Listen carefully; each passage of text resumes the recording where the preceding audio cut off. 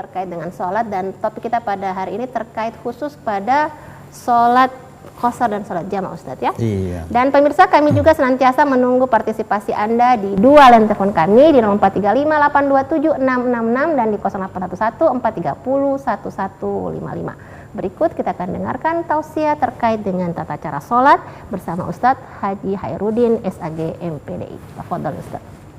Assalamualaikum warahmatullahi wabarakatuh. Waalaikumsalam warahmatullahi wabarakatuh.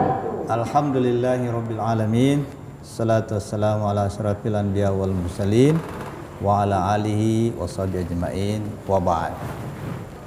Para pemirsa televisi Republik Indonesia Gorontalo, Ibu pemandu acara dan Bapak dan Ibu sekalian, alhamdulillah pada sore hari ini kita dapat bersama-sama kembali dalam acara ini, dan topik kita pada sore hari ini adalah membahas masalah sholat, ya, lebih khusus lagi sholat qashar dan jamaah.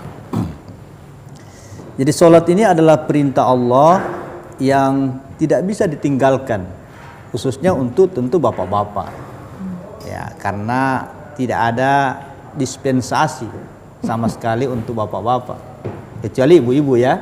Karena kalau ibu-ibu itu setiap bulan, khususnya yang masih haid itu setiap bulan bisa dapat diskon, ya. Jadi dia bisa tidak sholat sepanjang mereka haid atau nifas mungkin ya. Salat ini adalah salah satu bentuk pengabdian kita kepada Allah Subhanahu wa taala. Namun demikian Allah juga memberikan keringanan-keringanan, karena memang prinsip agama itu yuridullahu bikumul yusra wala yuridu bikumul usra. Jadi Allah selalu menghendaki keringanan bagi kita dan tidak menginginkan kesulitan.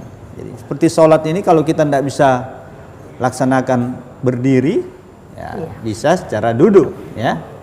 Kalau duduk juga tidak bisa, ya, secara berbaring, ya. Secara berbaring tidak bisa, dengan isyarat, ya. Kalau isyarat juga tidak bisa, dalam hati. Nah, kalau sudah dalam hati juga tidak bisa, sudah sama sekali sudah tidak ada itu, mungkin tinggal disolati. Jadi sholat ini adalah perintah yang memang langsung diterima oleh Nabi Muhammad SAW pada tanggal 27 Rajab yang biasa kita kenal dengan Isra Mi'raj Nabi Muhammad SAW. Nah, spesifikasi daripada sholat qashar dan jamaah ini, qashar itu dalam arti bahasa artinya meringkas atau memendekkan. Jadi apa yang diringkas sebenarnya yaitu sholat yang 4 rakaat, ya. Jadi yang 4 itu bisa dijadikan 2 rakaat. Nah, tentu yang 3 tidak jadikan juga 1,5 ya, dan 2 tetap 2 juga seperti itu. Jadi yang dipendekkan itu hanya yang 4 saja.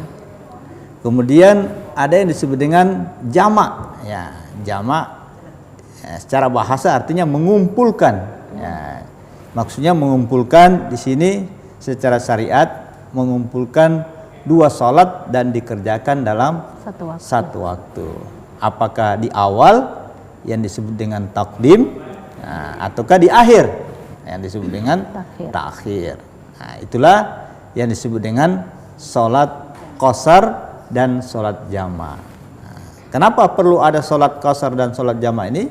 Yang pertama karena manusia ini kan selalu berjalan, ya. Jadi dia bisa kadang-kadang pergi mencari sesuatu rezeki, ya, atau mencari ilmu pengetahuan, atau mungkin dia melakukan wisata, ya, bisa juga seperti itu.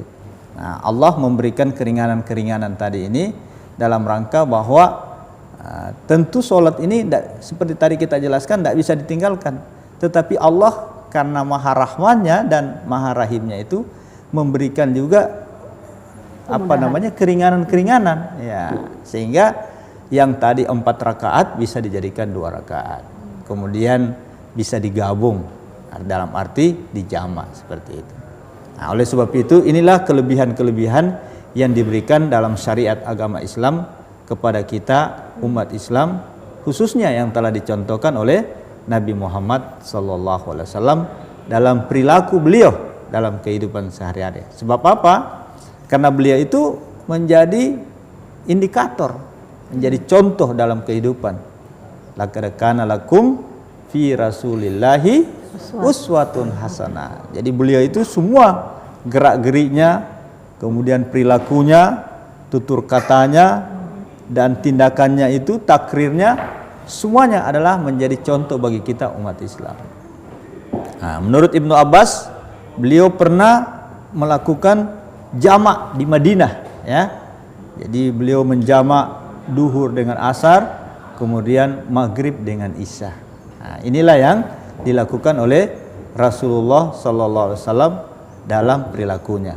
Kemudian beliau juga pernah pada perang Tabuk itu melaksanakan yang namanya jamak dan qasar, ya, ketika beliau berperang. Nah, itu karena dalam keadaan takut. Sebab itu di dalam surah An-Nisa ayat 101 itu dijelaskan oleh Allah, wa iza darabtum, apabila kamu berjalan fil ard, di bumi ini, maka falaisah junahan, maka tidak ada dosa bagi kamu antak suruh lis sholah, kamu memendekkan daripada sholat itu. Ini perintah Allah langsung dan diterjemahkan oleh Nabi Muhammad sallallahu alaihi wasallam. Nah, itu. Iya.